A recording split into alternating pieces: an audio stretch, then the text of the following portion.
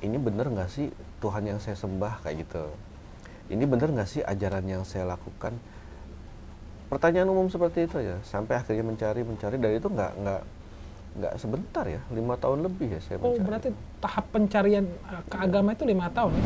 Iya, karena saya tahu, masih ingat orang tua saya nangis itu, masih ingat waktu saya bilang saya mau bersyahadat itu, saya masih ingat. Ternyata emang sudah pecah ketubannya. Sudah pecah dan saya tinggal langsung istri saya di UGD itu. Saya tinggal kemana, nyari duit lah, orang nggak ada pegang duit. Dan itu saya tahu betul ya, teman-teman saya yang saya rasa uang 10 atau 15 juta dia nggak perlu ke bank dan sudah pasti ada. Saya kenal teman-teman saya ini karena saya memang akrab dengan mereka. Tapi ya qadarullah, nggak ada yang ngasih. Jangankan ngasih, minjemin aja nggak.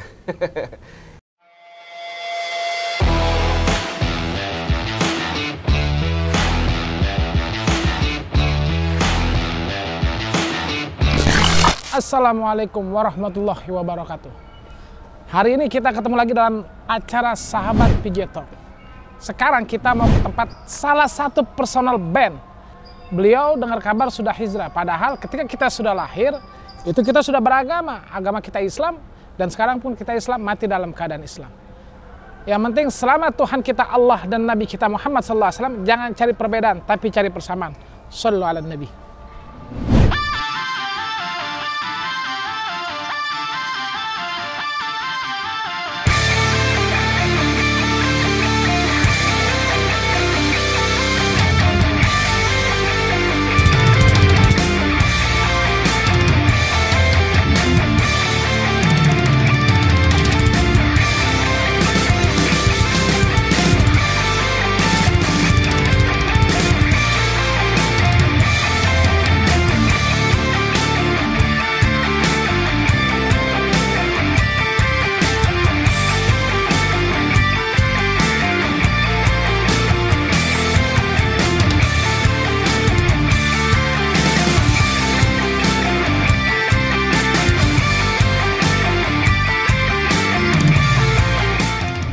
Assalamualaikum warahmatullahi wabarakatuh, sahabat PJ Talk.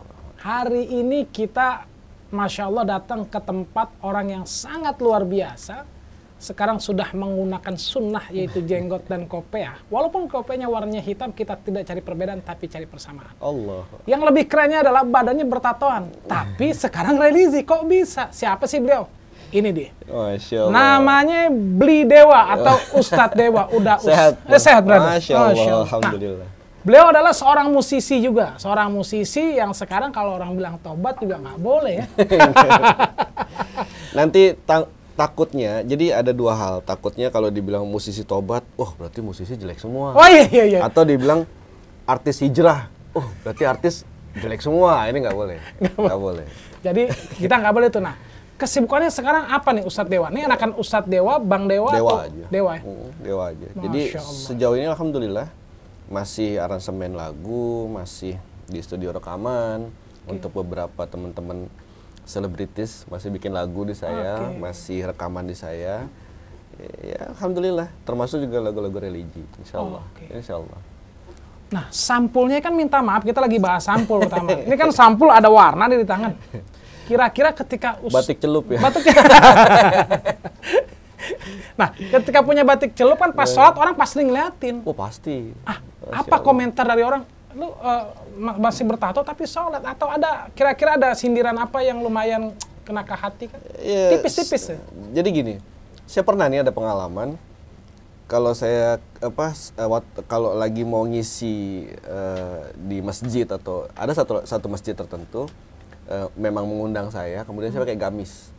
Nah begitu saya berwudu, ini gamis saya buka, jadi kelihatan semua karena bajunya tank top gitu. Saya wudu, ada seksi orang, lah ya bajunya. Iya, ada orang datang menghampiri, Assalamualaikum, Waalaikumsalam. Ngapain antum katanya? Saya bilang lagi wudu pak, mau sholat gitu. Percuma wudunya nggak masuk.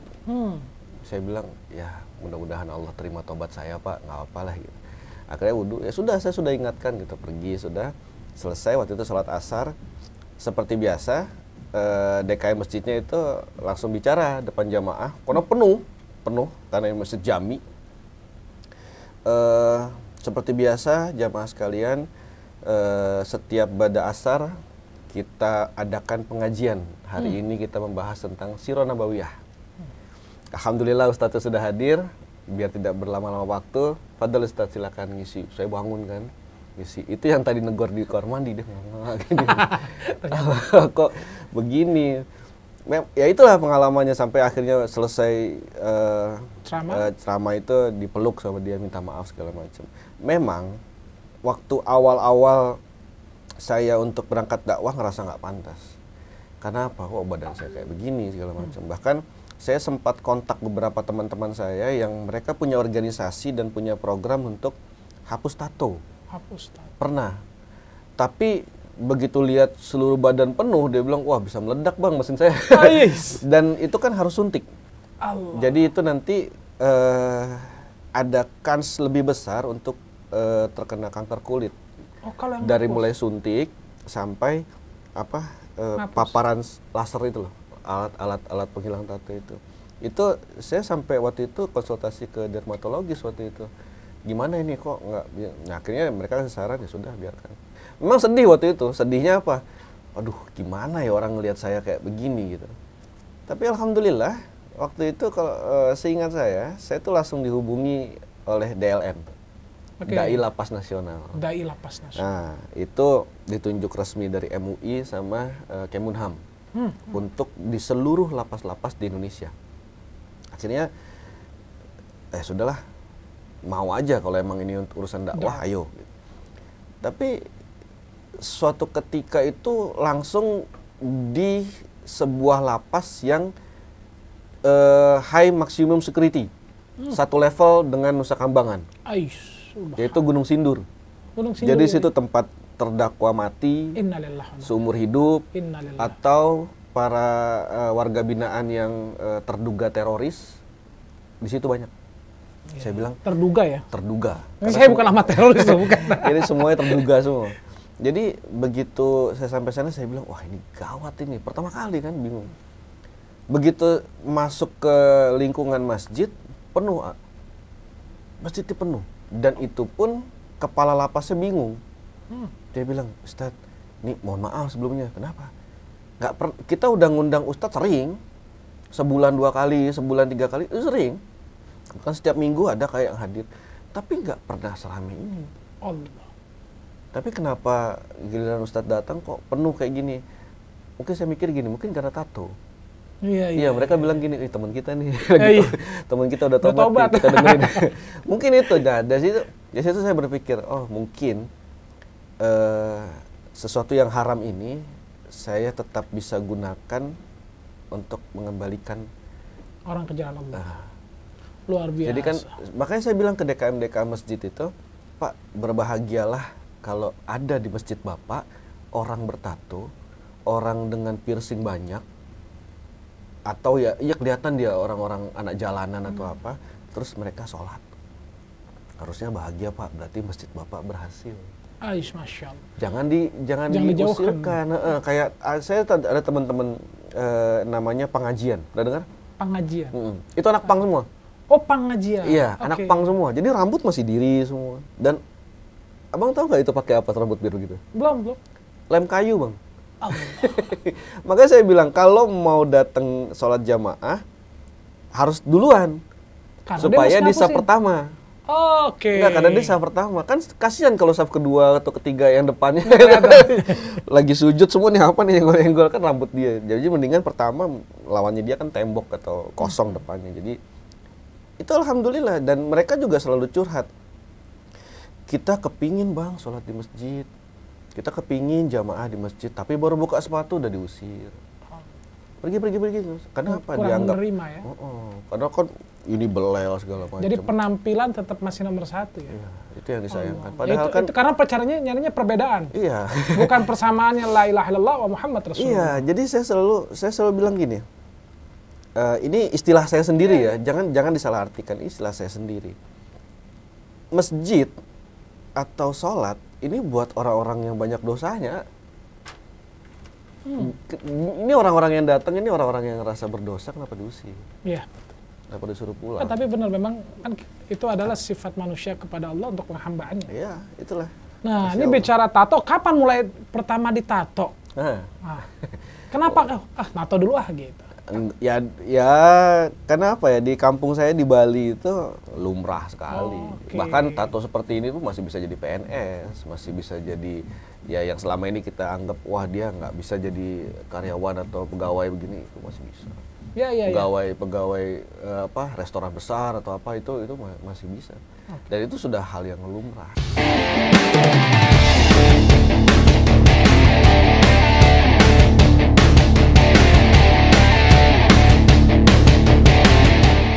Ini kan udah jadi ustadz kan Belum gitu. lah. Oh belum ya? Itu Oke. doa.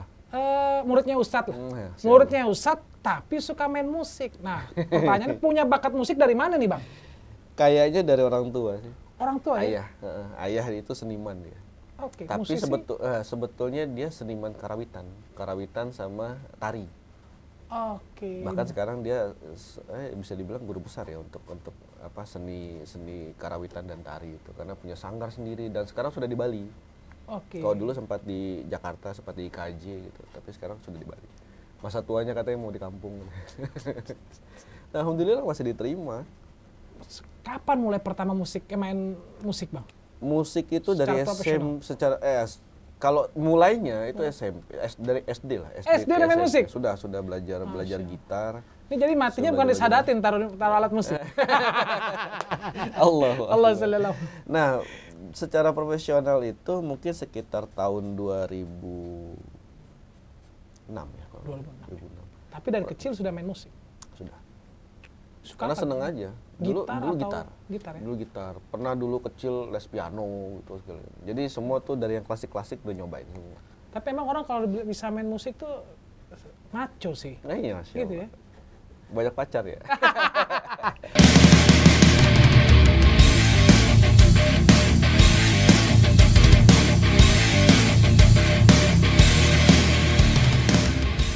Nah, lihat dari secara kostumnya sama penampilan luarnya kan sudah Islam. Lahir memang sudah Islam atau kapan masuk beragama Islam? Masya Allah. Sebetulnya saya nggak masuk Islam. Nggak masuk Islam? Iya, saya kembali ke Islam. Iya. Karena Allah sudah sampaikan sejak Nabi Adam Allah turunkan itu berikut juga dengan agamanya yaitu Islam. Ikutilah agama nenek moyangmu. Nabi Adam alaihissalam. Nah, itulah yang sudah Allah turunkan. Jadi kalau dibilang masuk Islam bukan salah tapi kurang tepat. Tepatnya itu saya kembali ke Islam. Jadi kembali lagi sesuai dengan fitrahnya lah. Dan itu tahun 2017. Apa titik yang bikin abang kembali lagi ke Islam? Pertama belajar. Umum lah seperti teman-teman yang convert ke Islam pada umumnya. Mereka melihat kegundahan dalam hati mereka, dalam masalah keimanan mereka. Ini benar nggak sih Tuhan yang saya sembah kayak gitu? Ini benar nggak sih ajaran yang saya lakukan? Pertanyaan umum seperti itu ya. Sampai akhirnya mencari dan itu nggak sebentar ya, 5 tahun lebih ya saya mencari. Oh, berarti tahap pencarian ke agama itu 5 tahun ya? Sampai belajar sholat itu, baca bukunya, apa segala macem, coba gerakannya, kayak gitu-gitu itu udah belajar dari awal. Sampai akhirnya 2017 bersamaan dengan kehadiran guru saya ke Indonesia, Dr. Zakir Naik waktu itu. Oke. Akhirnya, alhamdulillah bersyahadat. Jadi saya bukan mu'alaf. Oh, bersahadat itu pas ada Zakir Naik? Iya, dan saya bukan mu'alaf. Oh, bukan mu'alaf. Saya mantan mu'alaf. Mantan mu'alaf. Mu'alaf itu 1 hari atau 1 jam itu mu'alaf. Setelah itu dia Islam. Islam. Sampai kapan masih dibilang mu'alaf sampai Iya. bangkot gitu. Ini mu'alaf nih. Wah, enak aja mu'alaf. Saya Islam. Sudah selesai. Nah, Bang Dewa sendiri bagaimana respon orang tua ketika lihat wah, putraku nih Dewa sudah hijrah ke tempat lain? Marah lah. Marah Sudah ya? pasti. Umumnya orang tua marah, sedih. Ya, karena saya tahu, masih ingat orang tua saya nangis itu, masih ingat. Waktu saya bilang saya mau bersyahadat, itu saya masih ingat. Jadi emang, dan saya nilai wajar ya. Kenapa? Orang tua saya sudah mendidik saya dengan pemahaman Hindu Bali yang kental, yang kokoh gitu, setiap hari harus saya kerjakan. Kemudian juga belajar agama, waktu itu sekolah tinggi agama Hindu.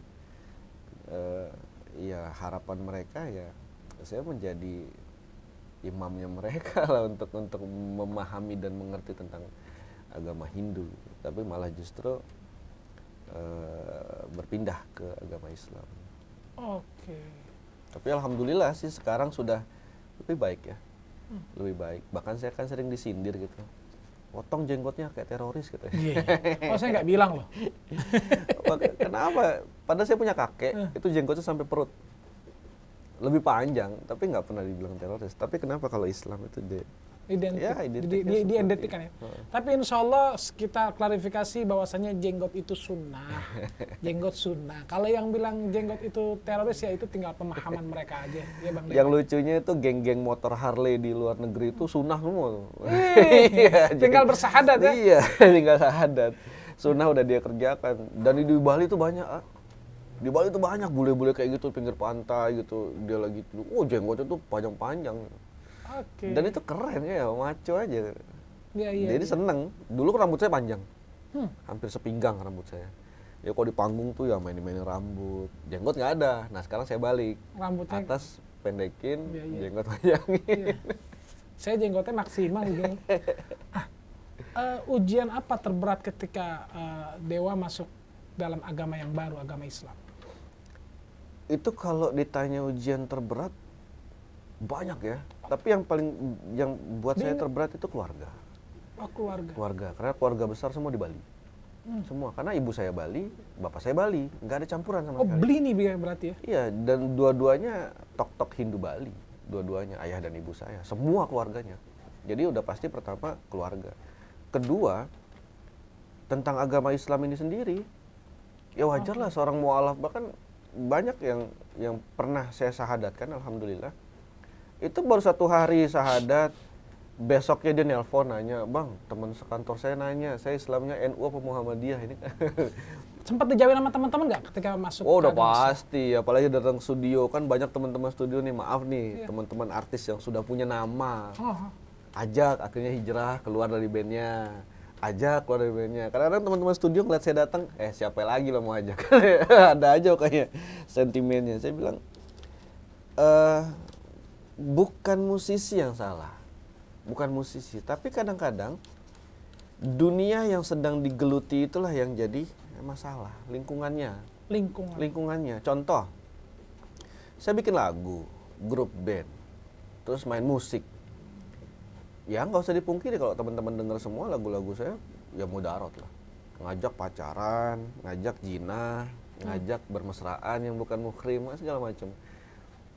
Kenapa nggak kita balikin? Ayo kita dakwah lewat dunia itu. Saya berpikirnya gini, memang semua guru saya kebanyakan salafi. Jadi Bang Dewa ini musik gak haram ya? Kan tadi bilang kita jangan nyari perbedaan. Kita nyari yang sama aja. Jadi saya berpikir, ini mancing-mancing dikit. Setiap saya ke daerah itu, kok masjid yang dengerin taklim, yang dengerin ceramah kok udah tua-tua, nenek-nenek, aki-aki, mana anak mudanya ini? Padahal yang kita incar ini anak mudanya. Gimana caranya dakwah kita bisa sampai ke kuping dia, walaupun dia nggak datang ke masjid? Nah ini saya berpikir dengan musik religi ini, sampai ke kupingnya, dia dengar, dia hafal. Contoh ada lagu saya yang bertasbih misalnya, Subhanallah walhamdulillah wala ilaha illallah Allahu akbar, dia hafalkan. Hari itu dengan lagu saya udah ngajak orang bertasbih. Dakwah melalui media, dan sekarang media itu tidak bisa dipungkiri di mana-mana. Semua orang, setannya kita kan ada yang bilang, oh ini bisikan setan. Enggak, setannya depan mata kita. Handphone, HP, sumber fitnah. Perceraian rumah tangga karena handphone. Banyak sekali. Luar biasa. Anak saya tuh nggak ada yang main handphone tuh. Nggak ada yang saya kasih handphone. Iya, masya Allah. Boleh lihat, saya ajarin ini, kakak ini kalau nonton film ini kalau mau telepon mama, telepon papa, ini. Tahu dia soal handphone, dia bisa gini. Tapi saya nggak kasih dia untuk pegang handphone penuh. Karena kalau pondasi belum kuat agak repot ya. Yang penting agamanya dulu aja. Agama. Iya. Karena agama adalah tiang ya. Tiang, no. Jadi agama ini yang membuat kita itu bisa lurus di jalannya. Jadi kita mau contoh gini, oke, kita punya profesi banyak. Ada yang pedagang, ada yang pengusaha, ada yang karyawan, ada yang di media TV dan segala macam. Tapi bagaimana caranya kita dalam profesi kita juga berdakwah? Pedagang misalnya. Pedagang bisa nggak dakwah? Bisa. Bisa. Abang misalnya naik mobil. Belakang tulisan, beli stiker gitu. Ayo sholat berjamaah di masjid. Itu dakwah. Terus kalau lagi macet di belakang ada yang baca. Ayo sholat berjamaah di masjid. Jam 3. Oh, tapi berarti kalau kita jalan sama istri pegangan, kaos belakang tulis. Enakan nikah daripada pacaran. Ajib. Itu bagus. Kayak lagu kita, menikahlah. Menikahlah ya. Jadi ngeliat jam, jam 3. Gara-gara baca itu dia ingat, udah mau asar. Tadinya dia macet-macetan, dia belok minggir ke masjid. Allah. Dapat pahala nggak? Dapat pahala. Tanpa mengurangi pahala orang yang mengerjakan. Bayangkan kalau itu kita di media sosial, bikin status. Perhatian, bro, bentar lagi zuhur, ayo kita ke masjid. Teman kita di media sosial berapa? 1.000, 2.000, 5.000, atau jutaan. Iya. Katakanlah yang baca 1% atau 10%. Sudah berapa dia dapat? Tapi memang benar Bang, saya setuju. Dulu Cinderella itu buka sepatu langsung dinikahin. Ya. Sekarang buka baju ditinggalin. Itu no comment. Nah, sempat pengen nyerah gak sih dalam agama Islam? Oh iya. Oke. Iya, pertama merasa, kok sulit sekali ya belajar agama Islam. Karena banyak yang dilarang, banyak yang nggak boleh, terus udah gitu banyak yang diperbedakan. Oke. Sampai ada pernah teman saya bilang, ada beberapa orang yang DM ke Instagram saya, ke media sosial, dia bilang,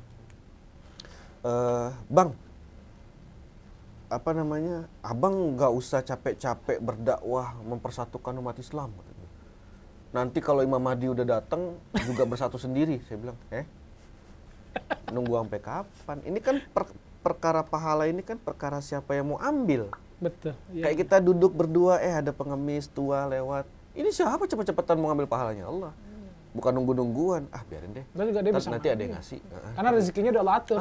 Itu. Nggak kalah nanti ngomong gitu ya. Jadi ya, saya bilang, apalagi nyesel nggak katanya masuk Islam, lihat umat Islam pada terpecah belah. Bahkan di hadisnya itu Rasulullah SAW menyampaikan 73 golongan terpecah.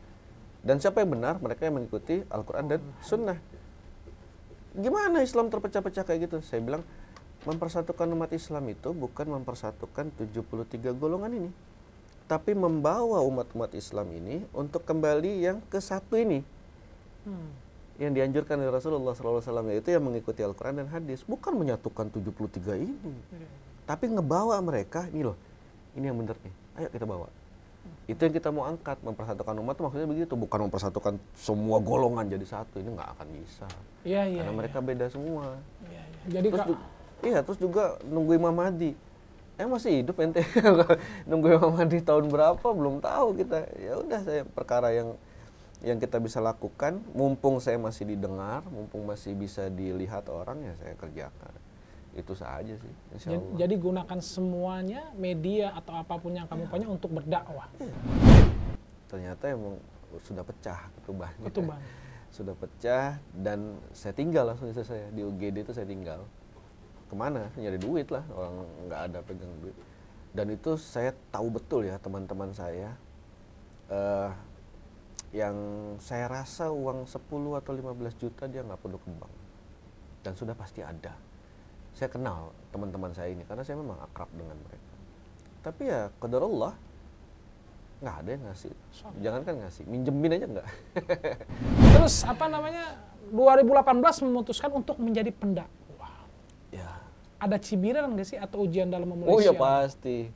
Pertama, burung tekukur, burung Garuda. Dikasih syukur nggak, ya udah. Allah. Itu kadang ada teman sholat jamaah gitu ya. Habis assalamualaikum, pergi dia. Berkali-kali kayak gitu. Gemes saya tanya, bro, ente habis sholat nggak doa apa zikir? Ya mau doa gimana lagi, yang kemarin aja belum dikabulin. Sallallahu alaihi Muhammad wa ala alihi Muhammad.